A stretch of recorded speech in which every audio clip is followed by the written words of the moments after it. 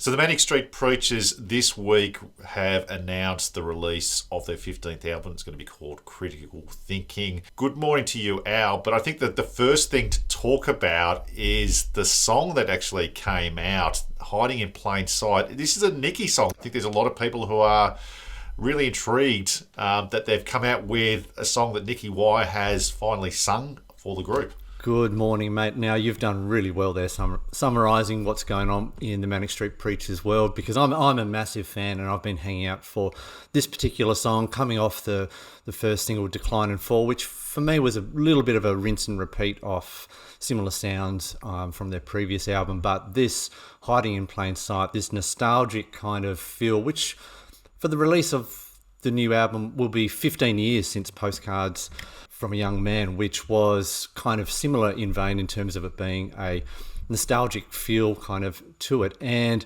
Nicky Wire on the vocals, mate, a lot of people are kind of shocked, but I mean, he has sung on albums before, but never as a single. And in my particular opinion, really, they should have released the song The Future Has Been Here Forever, which was off Postcards for a Young Man. But this song, mate, is absolutely fantastic. It has lead singer James Dean Bradfield just on guitars, no vocals at all, and he just lets rip on the solo. And we've got Wayne, who's the touring guitarist, actually in the film clip with his partner, I believe, on the backing vocals as well, and it just works. And for the first time, as Nicky is the lead singer on this particular song, it just gels and it works. And there's just something about this album that I'm looking forward to.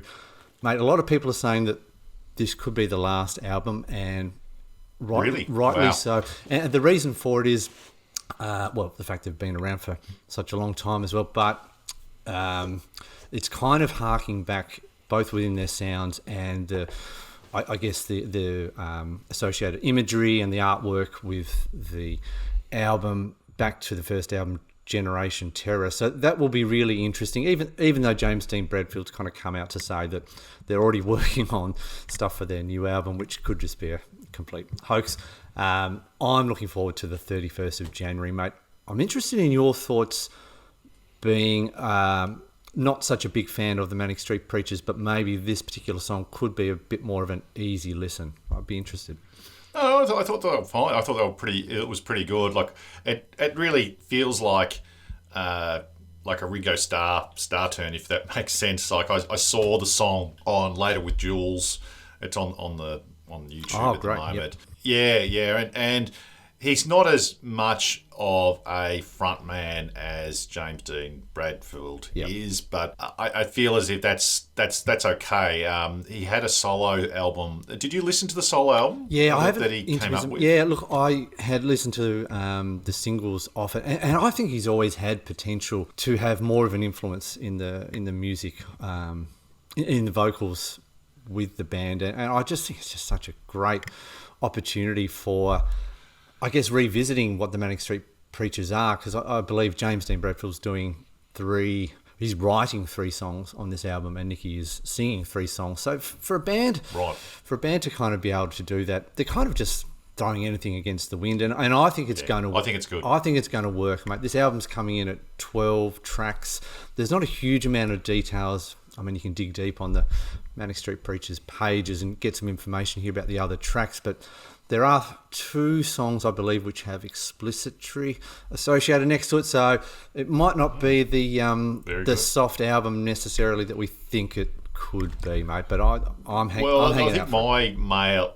Yeah, look, my mail is that they've said it's not a concept album. So the last album, it had a little bit of ABBA to it. I don't know if you think that's right. There's a little bit of sort of an ABBA vibe to it. I thought with quite a few of the songs, but I think a song like an album that has just tracks to it when they're saying it's not a concept album, I think that's code for back to basics. I think so. I think in terms of the what to expect question, I think that it's going to be more straight up rockers. They've clearly changed their approach to the way that we're doing. We've got Nicky Wire singing on not just the song that we heard, but other songs.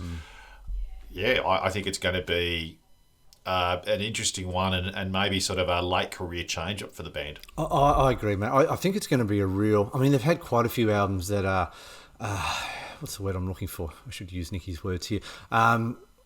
Retrospective and looking into your own self. And I think the film clip kind of, I guess, gave us some tidbits of that with pictures of Richie Edwards and all this other kind of nostalgic stuff. And I think for Nicky Wire and the band, for me, they're the last real band kind of that I really genuinely follow and know that there's no bullshit or anything. They are actually writing lyrics that are real for them. It's not about making hits or getting up the charts anymore. It's, I mean, that just happens to coincide. I mean, they've had number one albums, their last few albums, but really, I genuinely follow this band, and they're in a real tricky situation, mate, because they've had so many different styles over the years and brought on so many new fans that it's hard to satisfy all the fans that are out there. But I think to give this band credit, just to come out and do something fresh and new, and whether you like it or not, is